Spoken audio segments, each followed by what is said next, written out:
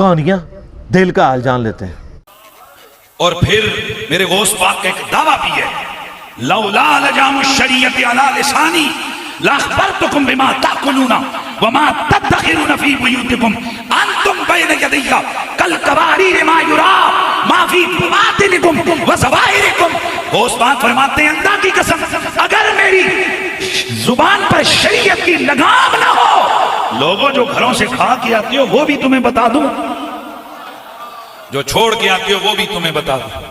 تم میرے سامنے آتے ہو، تمہاری حیثیت اس بوتل کی سی ہوتی ہے جو شیشے کی بوتل ہو، جو اندر ہوتے باہر سے نظر آتا ہے۔ میرے سامنے آنے والوں، عبد القادر جیلانی کی نگاہیں تمہارے باطن کو ظاہر کی طرح دیکھتی ہے اور ظاہر کو باطن۔ حضور غوث پاک رضی اللہ تعالی عنہ آپ کے حوالے سے یہ مشہور ہے کہ آپ کے سامنے جب کوئی بندہ جاتا تو آپ اس کے دل کے حوال کو بیان کر دیتے تھے۔ ماشاءاللہ یار مشہور ہے کہ حضور غوث پاک رضی اللہ تعالیٰ عنہ کے حوالے سے کچھ فقہا نے جب سنا کہ اتنا بڑا فقیہ ہے، انہوں نے کہا ہم نہیں مانتے۔ چنانچہ بغداد اور اس کے دائیں بائیں سے 100 فقہا آپ کے امتحان کے لیے آئے کہ یار مشہور ہو گیا اتنا عبد القادر جیلانی، تو ادھر فارس کے علاقے سے آ کر یہاں عربیوں میں توجہ، عربیوں میں آ کر یہ اتنا مشہور ہو گیا، چلو ہم اس کا امتحان لیتے ہیں۔ بڑے ادق مسائل کو بڑی محنت کر کے سب نے میٹنگ کر کے کئی دنوں کی محنت شاقہ کے بعد 100 کوسچن سب نے اکٹھے کیے، ون بائی ون، ایک ایک فقیہ نے ایک ایک مشکل ترین جو فقہ کے مسائل تھے اس کو جناب اکٹھا کیا۔ تو یہ 100 بندہ آیا، ٹائم لیا جی ہم آپ سے ملاقات کرنا چاہتے ہیں۔ حضور غوث پاک کے پاس جب یہ بغداد شریف میں پہنچے تو غوث پاک رضی اللہ تعالیٰ عنہ نے سر جھکایا، آپ کی سینے اثر سے ایک نور کی کرن پھوٹی اور ان تمام کے سینوں کی طرف وہ چمک گئی، تو جس کے ذہن میں جو کچھ تھا سب کچھ بھول گیا۔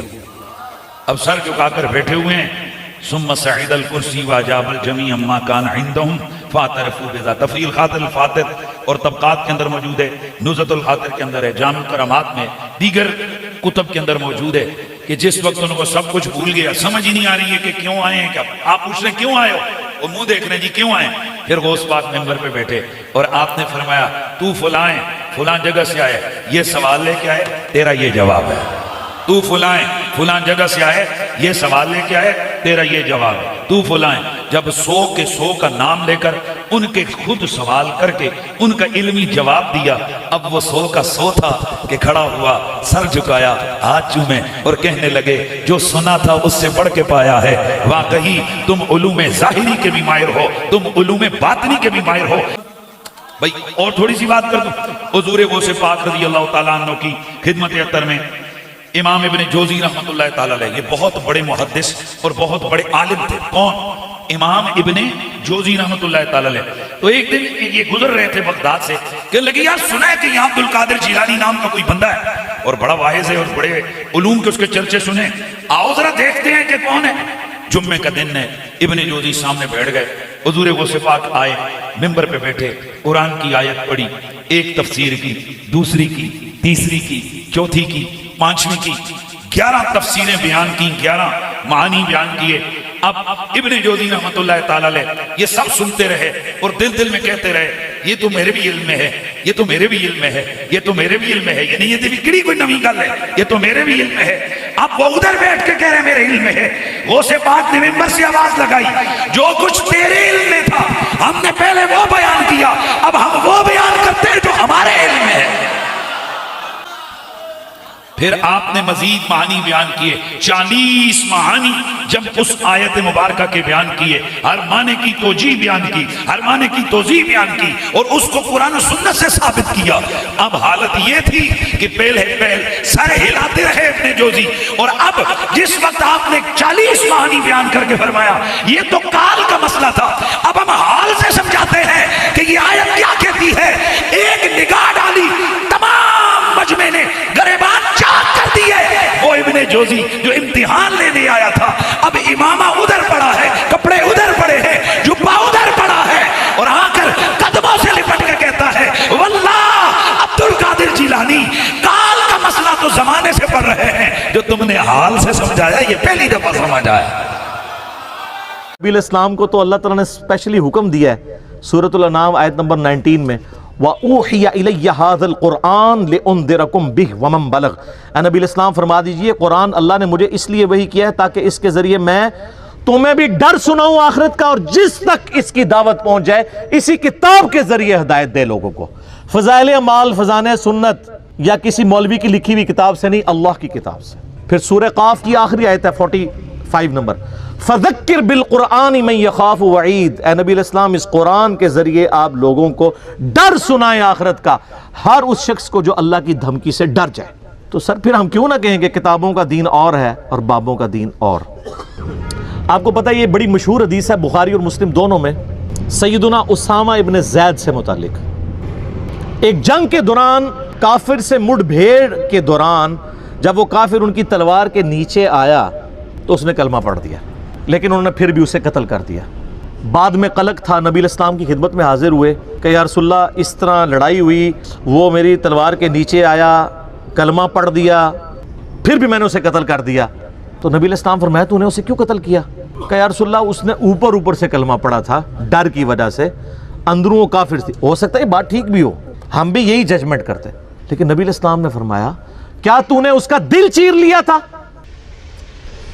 تو صحابہ نے تو نہیں کہا یا رسول اللہ کہ اولیاء اللہ دل کا حال جان لیتے ہیں تو ہم تو اولیاء کے امام ہیں، جی میں نے دل چیر لیا تھا۔ اور جو کہہ رہا تھا اس کو بھی پتا تھا میں کیا کہہ رہا ہوں، کہ کوئی نہیں دل چیر سکتا، صرف نبی کو وحی کی تائید حاصل ہوتی ہے۔ پھر آپ نے فرمایا اسامہ تو کیا کرے گا جب قیامت والے دن وہ کلمہ پڑھتا ہوا اللہ کے حضور تیرے خلاف مقدمہ قائم کرے گا؟ اسامہ تو کیا کرے گا؟ اسامہ تو کیا کرے گا؟ اسامہ تو کیا کرے گا؟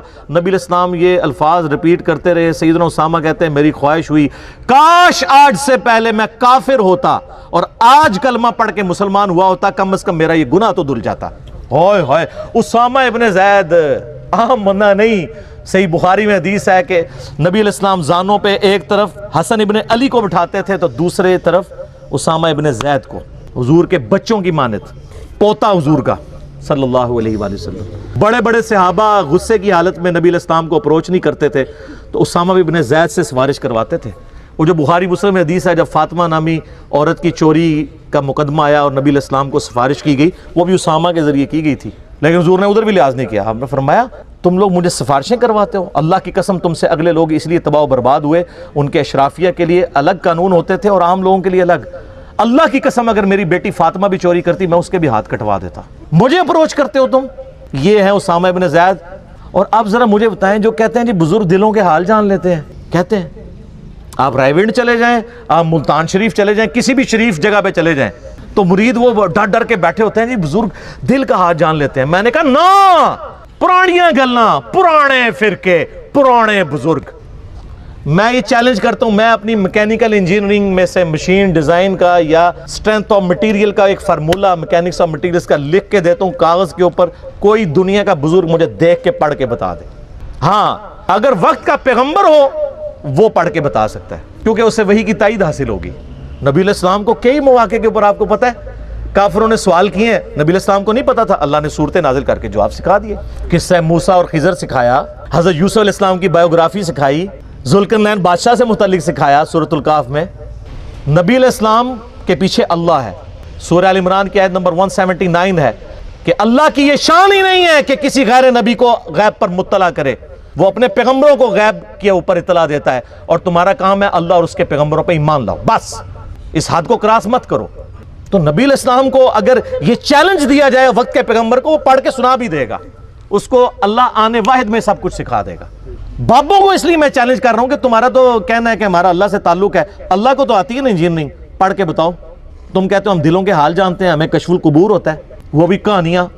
صحیح مسلم میں حدیث ہے، بخاری میں بھی اس کا کچھ حصہ ہے۔ ایک مدعم نامی غلام تھا نبی علیہ السلام کا، خیبر کے موقع پر نامعلوم تیر لگا، وہ شہید ہو گیا۔ صحابہ نے کہا سیدھا جنتی ہے۔ آپ فرمایا تم جنتی کہہ رہے ہو، اس نے تو مال غنیمت کی ایک چادر چرائی تھی جو آگ کی پہنا دی گئی ہے اس کے اوپر، میں دیکھ رہا ہوں۔ تو صحابہ کرام فوراً گھروں کو لوٹے، اگر کسی نے کوئی رسی کا ایک ٹکڑا بھی یہ سمجھ کے اٹھایا تھا نا اس کی تو خیر ہے، وہ بھی لا کے مال غنیمت میں جمع کروایا کہ یہ سر وہ لوگ سمعنا و اطعنا تھے، سننے والے اور ماننے والے۔ تو صحابہ کرام کو تو سامنے میت کے اوپر آگ کی جو چادر نظر نہیں آئی ہے۔ بخاری مسلم میں حدیث ہے، نبی علیہ السلام گزر رہے تھے، آپ رک گئے، آپ کا خچر بدک گیا، کیونکہ آپ علیہ السلام اس پہ بیٹھے ہوئے تھے، اس کی برکت سے اللہ نے اس کو بھی دکھا دیا۔ ویسے ہی بخاری مسلم میں حدیث ہے کہ یہ ایک مناظر جو ہیں وہ جنوں انس کے علاوہ ساری مخلوقات دیکھتی ہیں۔ آپ فرمائیں 2 قبر والوں کو عذاب ہو رہا ہے، ایک پیشاب کے چھینٹوں سے نہیں بچتا تھا، دوسرا چغلی کھاتا تھا۔ پھر آپ نے ایک ٹہنی توڑ کے اس کے 2 حصے کر کے لگایا، فرمایا جب تک یہ ہری رہیں گی ان کے عذاب میں تخفیف ہوتی رہے گی، نبی علیہ السلام کی مبارک ہاتھوں کی برکت سے۔ تو صحابہ کرام کو تو عذاب قبر نظر نہیں آیا، کہانیاں دل کا حال جان لیتے ہیں۔ سر اب زمانہ بدل چکا ہے، اب ہر طرف صدا ہے کیا کہ نہ میں وابی نہ میں بابی، میں ہوں مسلم، علمی کتابی، یہ علمی کتابی باتیں ہیں۔